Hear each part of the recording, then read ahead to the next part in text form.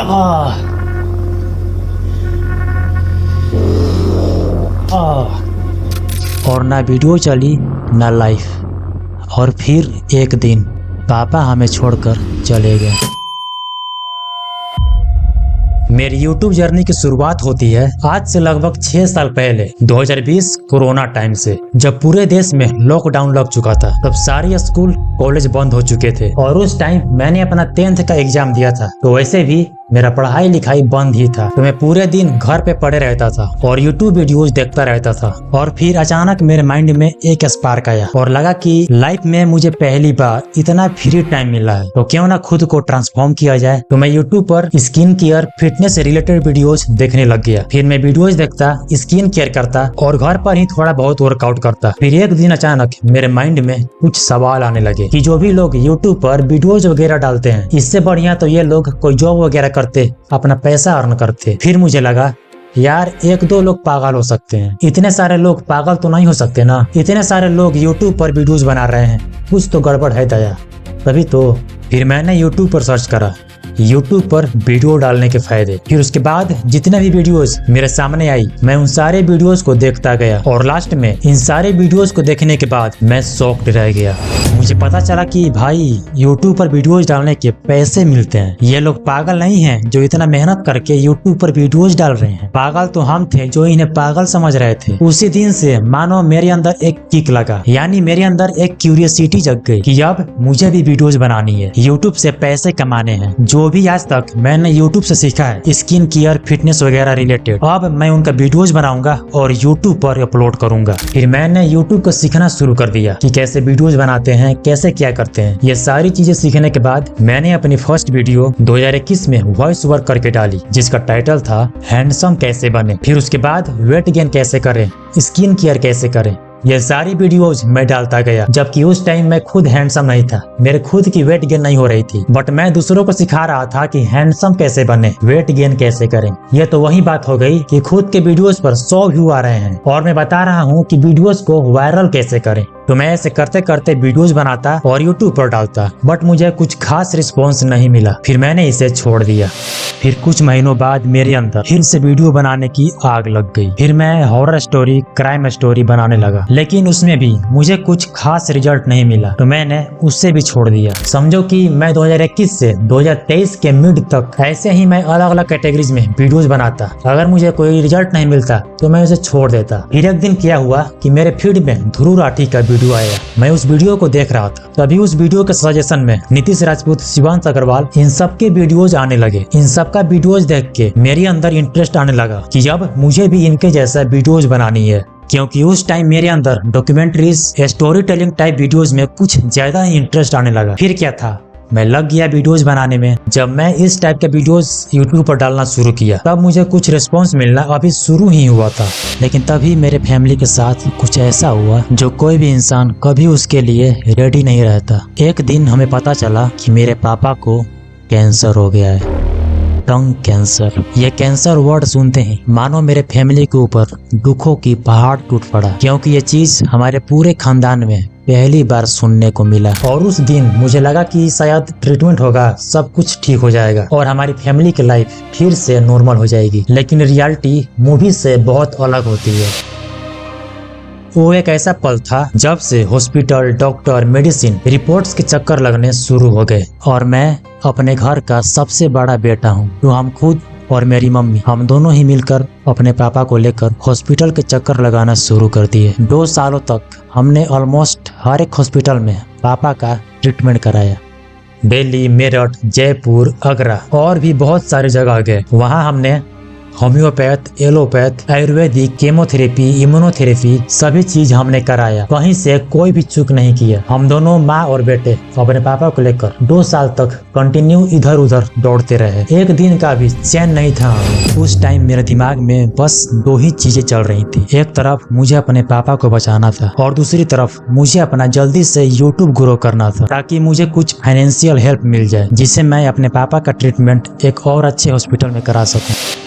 शायद ये आपको सुनने में अजीब लगे, लेकिन मैं हॉस्पिटल में भी लैपटॉप लेकर अपना वीडियोज वगैरह एडिट करता रहता था। कभी वेटिंग एरिया में तो कभी हॉस्पिटल से बाहर। कभी नेटवर्क नहीं मिलता तो मैं हॉस्पिटल से कुछ दूर जाके अपना वीडियोज अपलोड करता था। उस टाइम मुझे लगता था बस एक वीडियो चल जाए, बस एक वीडियो, ताकि मैं अपने पापा का ट्रीटमेंट करा सकूं। और ना वीडियो चली ना लाइफ। और फिर एक दिन पापा हमें छोड़कर चले गए।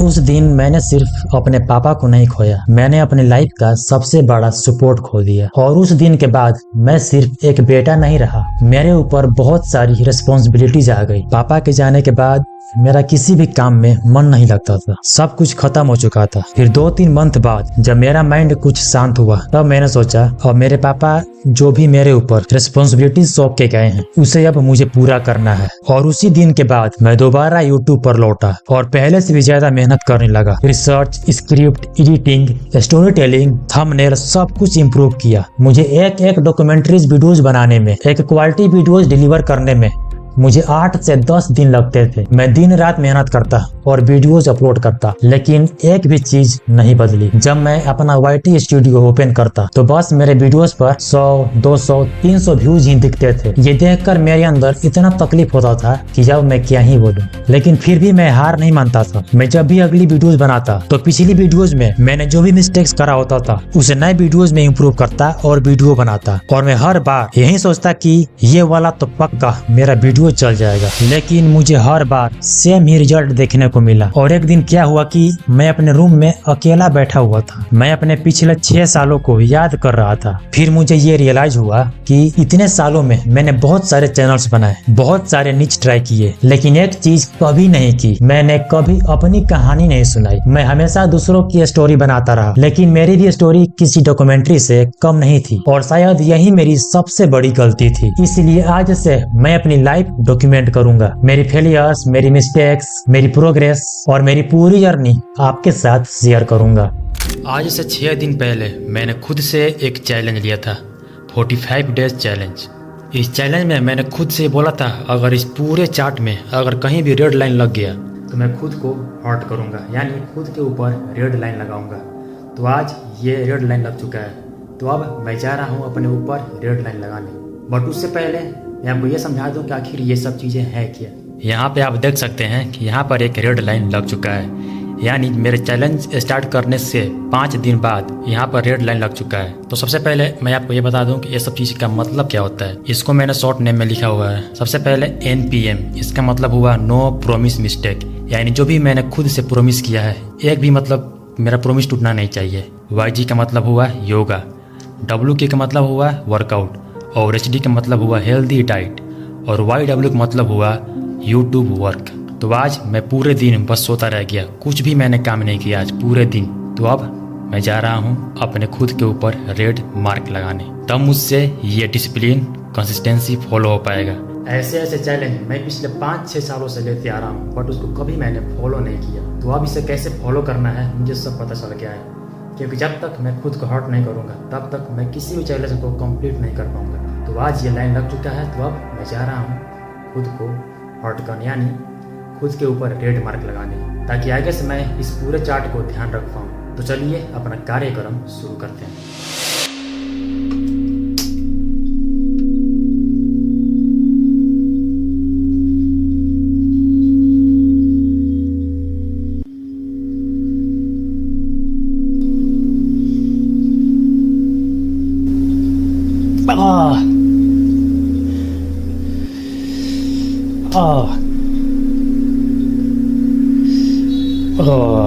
मजा आ रहा साला। अपने हाथों पर एक बार साइन देने की जगह मैंने 3 बार साइन दे दिया है। पहली बार मेरी रिकॉर्डिंग चालू ही नहीं था तो थोड़ा गड़बड़ हो गया है, तो 2 बार मैंने और इससे अपने हाथों पर साइन दे दिया है। यहाँ पर आप देख सकते हैं 3 मैंने साइन दे दिया है। अभी कम है क्योंकि घाव अभी थोड़ा ताज़ा है, तो धीरे धीरे बढ़कर ये बड़ा हो सकता है। This is called discipline. अगर आज से इस चार्ट पर कहीं भी रेड लाइन लग गया तो यहाँ पर भी एक रेड लाइन लग सकता है, इससे भी तगड़ा वाला रेड लाइन लगेगा। इस पूरे चार्ट में अब कहीं भी दोबारा रेड लाइन नहीं लगना चाहिए। आप देख सकते हैं जख्म धीरे धीरे गहरा होते जा रहा है। अब हमको समझ में आएगा कि रेड लाइन लगाने का नतीजा क्या होता है, कंसिस्टेंसी और डिसिप्लिन का मतलब क्या होता है। मैं पिछले 5-6 सालों से बस चैलेंज बनाते आ रहा हूँ और उसको फॉलो नहीं कर पा रहा हूँ। अब देखते हैं कैसे फॉलो नहीं हो पाता है। यह तो बस शुरुआत है अभी। और ये अगले दिन का वीडियो है। आप देख सकते हैं ये जो मैंने कल अपने हाथों पर सिग्नेचर किया था उसका कलर कितना डार्क होते जा रहा है। और ये कोई फेक नहीं है, इससे आप फेक मत समझिएगा, ये बिल्कुल रियल है। मुझे नहीं पता कि 1 साल बाद मेरी लाइफ कैसी होगी। शायद कुछ भी ना बदले और शायद सब कुछ बदल जाए, लेकिन इतना मैं जरूर जानता हूँ कि इस बार मैं अपनी कहानी बीच में अधूरी नहीं छोड़ूंगा। आज से ये सिर्फ एक YouTube चैनल नहीं बल्कि मेरे जिंदगी का एक नया चैप्टर है। अगर आप मेरी कहानी से थोड़ा से भी रिलेट कर पाए हो, अगर आप भी अपनी लाइफ में कुछ उखाड़ना चाहते हो लेकिन रास्ते समझ नहीं आ रहे, तो शायद ये चैनल आपके लिए है।